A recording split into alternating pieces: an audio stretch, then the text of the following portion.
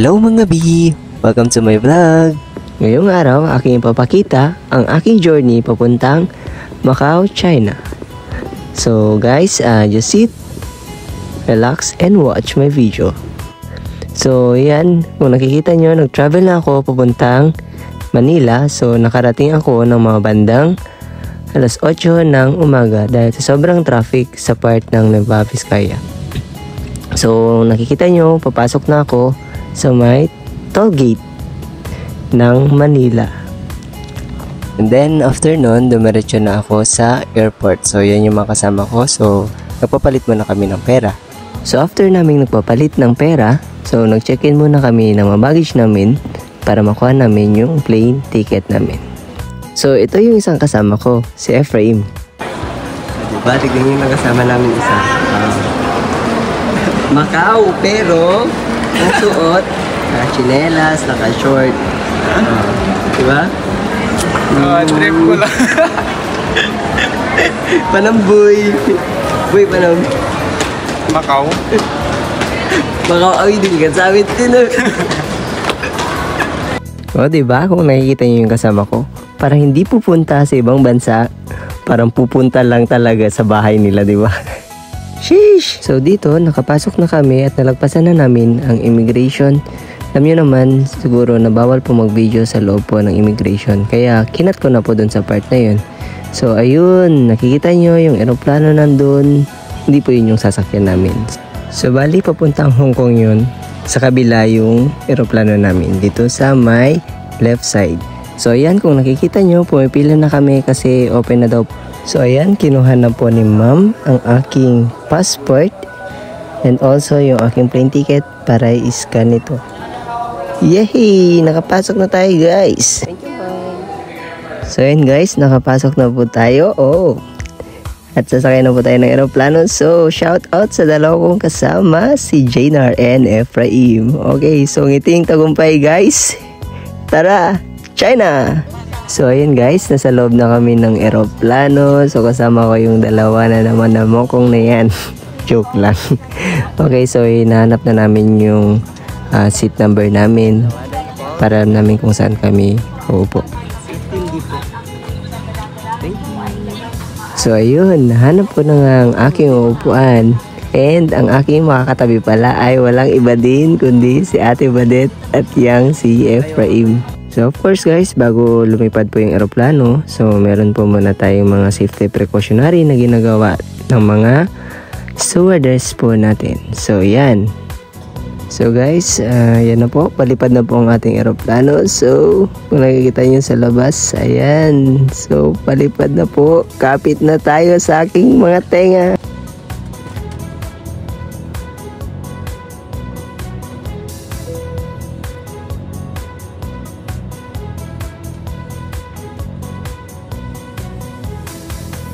So ito po ang aking katabi, si Ephraim. Ayan, so masayang masaya. So ayan mga kabi, dahil nagutom ako, so buti na lang may dala po akong biskwit yan. So dahil wala pa po tayong kain simula nung nagbiyahe tayo papuntang Isabela hanggang sa Manila, wala pang tulog, sabog ang person. So dahil kulang yung kinain ko, nag-order pa kami ng cup noodles sa may loob po ng aeroplano. So dahil sa kakain at kainom natin, so naihi tayo, so titignan natin ang loob ng CR ng eroplano. So yan guys. 2 hours later. So finally, nakarating na kami sa may airport ng Macau. Yeah, peace sign. So ayun guys, nakababa na po kami ng eroplano. So fast forward ko na lang po yung pinagdaanan po namin palabas po ng airport po. So ito na po yung aming tour guide. So huwag po yung mag-alala, ganyan lang po talaga yung boses niya, hindi po siya galit. And group B, so we go to separate for the group picture before we leave. So the group A, please come over. Group A, Group A. Group A, let's go. Group A, aalis na tayo.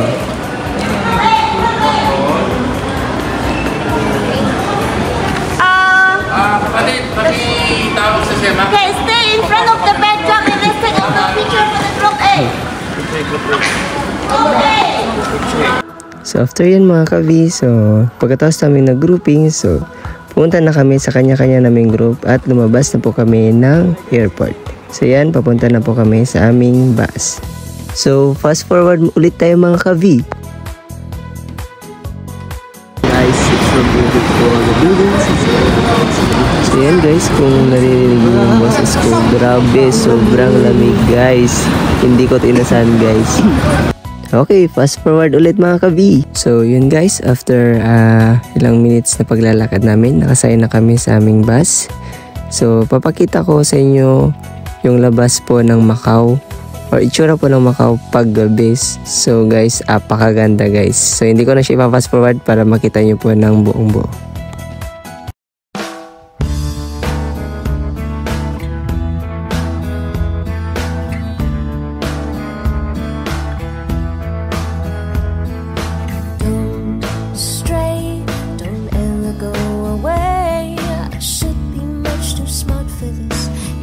Gets the better of me sometimes when you and I collide. I fall into an ocean of you. Pull me out in time, don't let me drown. Let me down. I say it's all because of you. And here I go, losing my control. I'm practicing your name so I can say it to your face. It doesn't seem right to look you in the eye and let all the things you mean to me come tumbling out my mouth. Indeed, it's time telling you why I say it's infinitely true.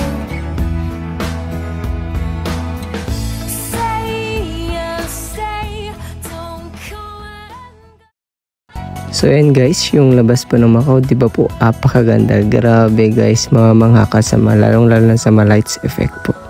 So yun, mga ka-V, so papasok na po kami sa immigration po ng China. So which is, doon po kami tutuloy ngayong gabi sa first hotel po na pag-i-stayan namin ngayong gabi.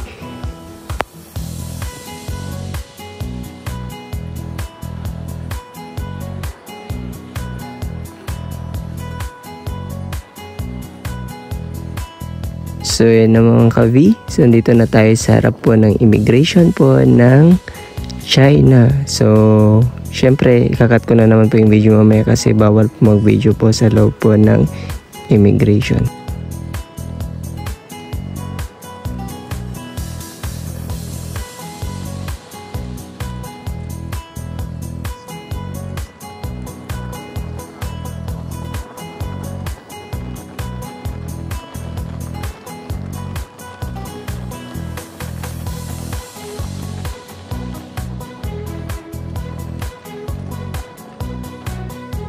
So yun mga ka-V, so nakapasok na po tayo sa loob po ng immigration po ng China. So dahil best and ihi tayo, of course, invade natin kung ano bang itsura ng CR po nila doon.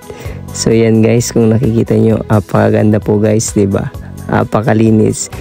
Pero meron na akong isang nakita dito na nakakatawa guys.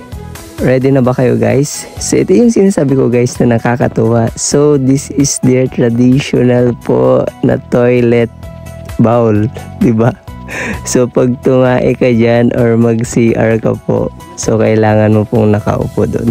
So yun lang po. So yan guys, nakalabas na po ulit tayo sa immigration. So sumakay na po tayo ulit sa ating bus. So yan po ang ating tourist guide po, si Yen. So nagbibigay po siya ng iba't ibang mapagkain po. So yan, tubig at tinapay. Hello mga ka-V. So yun, nakarating na po tayo dito sa ating pag-i-stayan ngayong gabi. So this is our first hotel. So bali, di ko po matandaan kung ano po yung pangalan po ng hotel. So, Chinese po kasi, so hindi ko po alam magbasa ng Chinese. Pasensya na kayo.